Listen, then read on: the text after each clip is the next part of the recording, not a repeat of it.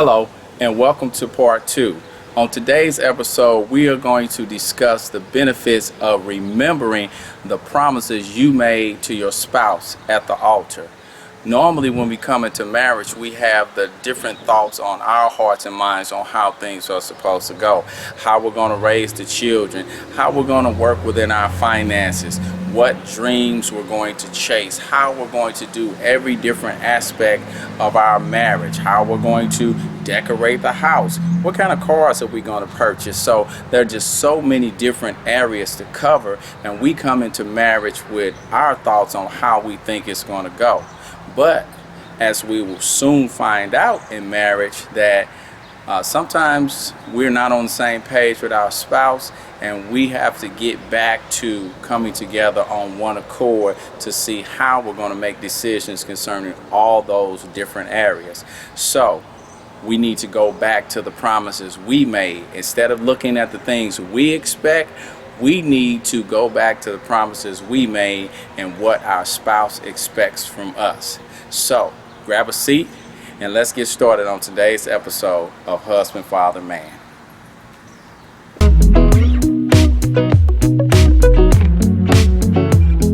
That's number one, the benefit of remembering why you married your spouse.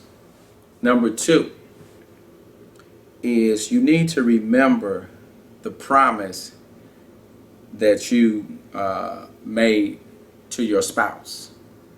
Not the promise they made to you, the promise you made to them. And let me tell you why I say that. Well, let me just go over a few of them. In our wedding vows, we said, I promise to love, honor, respect, cherish, in sickness and in health, in good times and bad times, for richer or for poor. What's mine is yours. What's yours is mine. Everything in this world I give to you. We said that. And if you notice, first it starts off with a list of things we are to do. So, once again, I'll use myself as an example so we can see how this works. I promised that I would love my wife, that I would honor my wife, that I would cherish my wife. So these are all just attributes up front. It's not I do this because you do it for me. This is me saying this is what I'm going to do for my wife. I'm going to love her. I'm going to honor her. I'm going to cherish her. So once again, there's a list of things that I promised that I was going to do before it got to the compare and contrast aspect of the vows, to where it showed you there's a good side and a bad side to all of this. And so it tells you when it's good and when it's bad. So it says in sickness and in health. So it's easy to be there when my wife is healthy. But what about if she's sick? Now, I know a lot of people like, oh, that's cold. You wouldn't do that. Let's be honest. People get to those situations. I know people who are caregivers for their spouse who may have been injured in an accident or may have been stricken with some kind of disease, and now they need their spouse to take care of them. They depend on their spouse taking care of them. And many of them, I see them rise to the occasion. And sometimes within those situations, some they can't take it mentally and spiritually and things like that, and they leave. But it's saying right here that, hey, you know what? Whether we're healthy or whether she's healthy or whether she's sick, I'm promising to take care of her. I'm promising to be there for her. So you see the compare contrast. When you're healthy, everything's fine. Everybody's partying. We exercising together. Yay! All of the good stuff. Then somebody's sick. Oh, man. I can't go do this. I can't go do that because I got to give her her medicine. And I got to take care of her. Oh, what about me? You see, all of a sudden, we're not so happy. But we kind of forgot that we made that promise. Okay, what about the good times and bad? I think this is the one we forget most of all, because when it gets bad, then everybody like, I'm out. And then you try to call them on that and say, hey, what about your vow? Whatever. I spoke out of turn and all this other good stuff, to where all of a sudden now we so selfish, because our vows are the ones of selfless people. I will love you, honor you, cherish you, whether you sick or you healthy, whether you got money or you're poor, in good times and bad times. I'm there for you.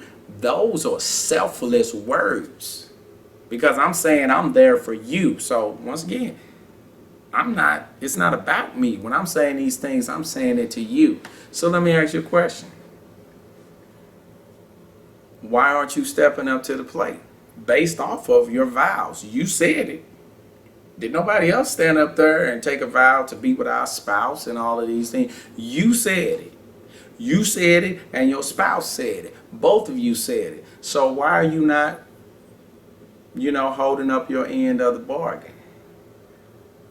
Why are you turning on each other and upset and not feeling each other because you have a financial strain going on? And sometimes it may be the direct fault of your spouse. Let's go there.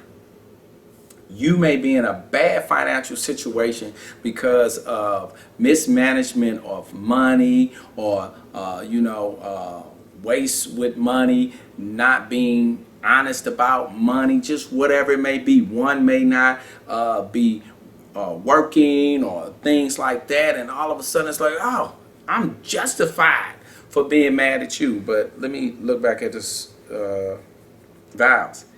It didn't say for richer or for poor, but only if you didn't mess up the money, or only if you was working. And it didn't say that. It said whether we have money or not.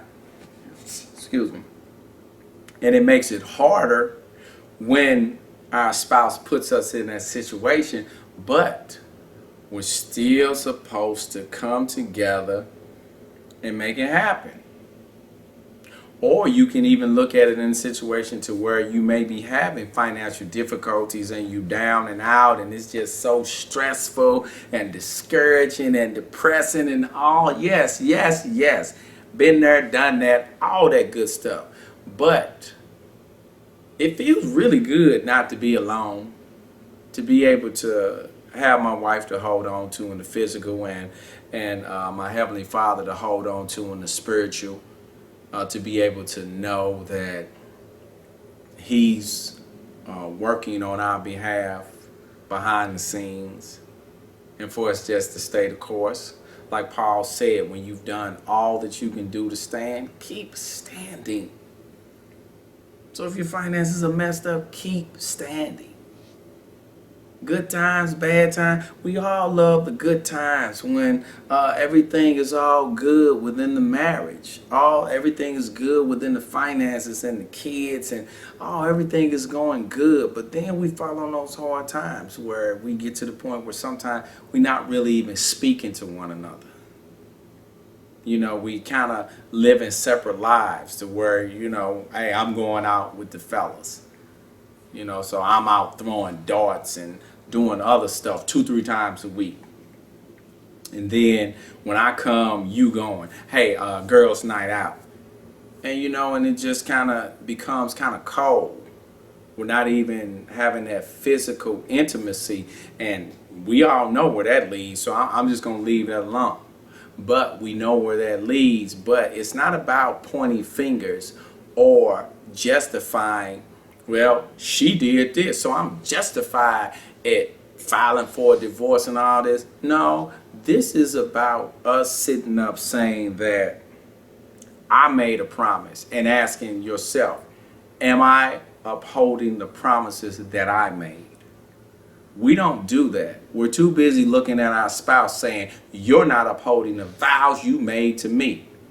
We're too busy doing that. But we need to be saying, am I? Raise your hand. You over there, raise your hand.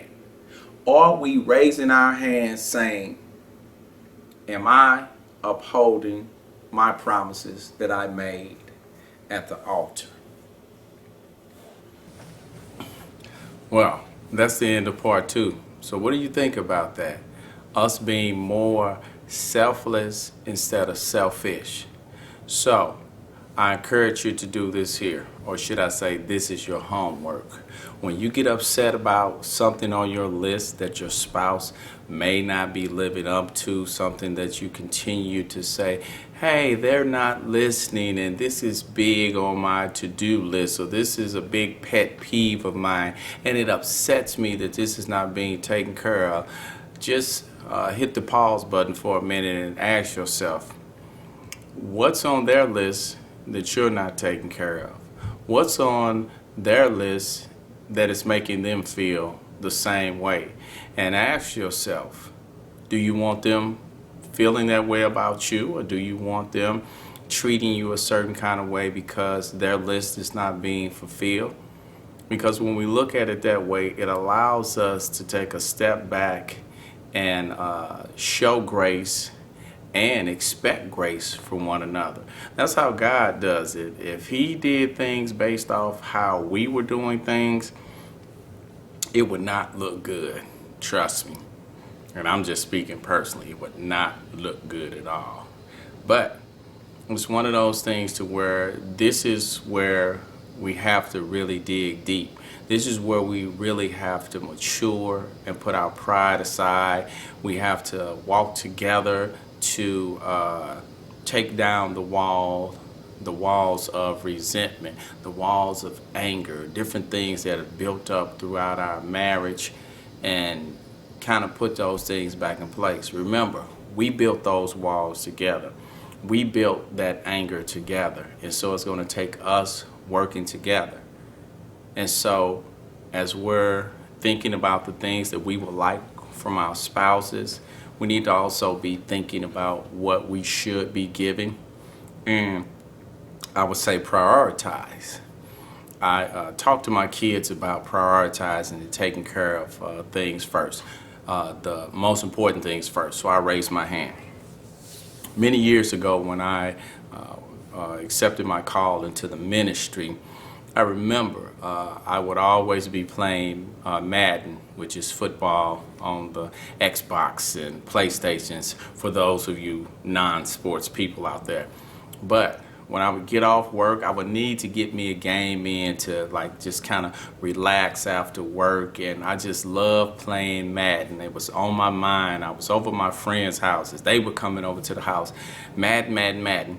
And I remember I had gotten a few opportunities to speak, and I would be sitting up playing Madden, and I remember one day I was sitting up and I was playing Madden, and I hadn't completed my sermon.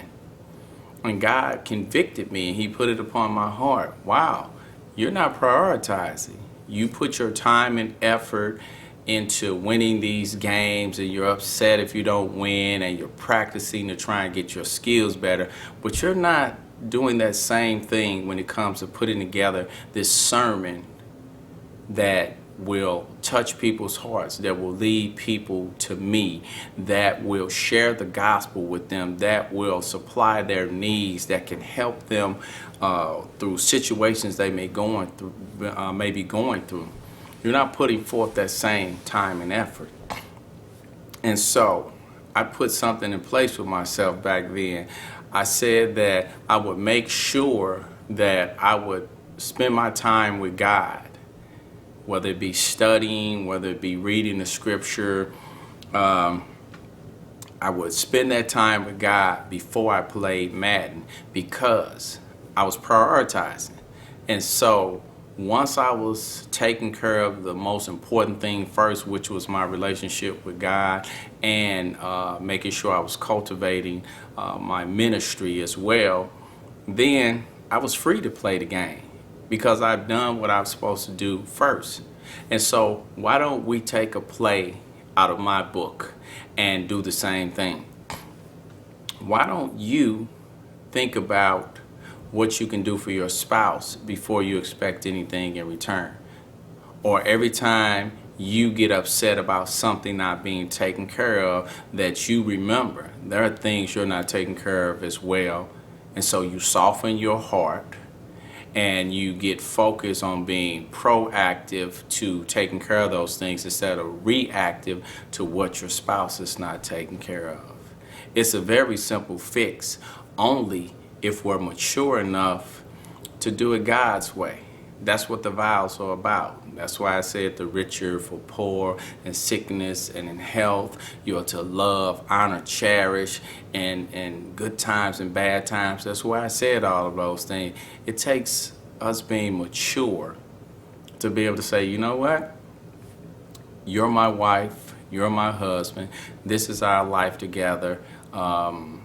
Nothing is more important than us coming together on one accord. So let's sit down and work on these things together. And I believe it starts with us turning our hearts and minds toward our spouses first before we focus on what we're not receiving. Let's be givers.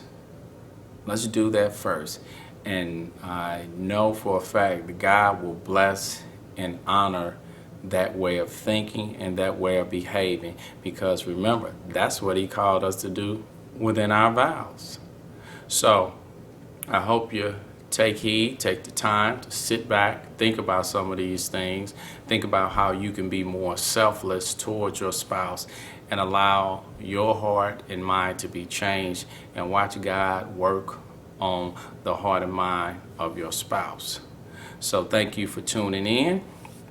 If you haven't subscribed, please subscribe. I thank you as always for watching my videos, and please leave comments after the video just to let us know what you may have gotten out of the video, and sometimes that may help others. You just never know.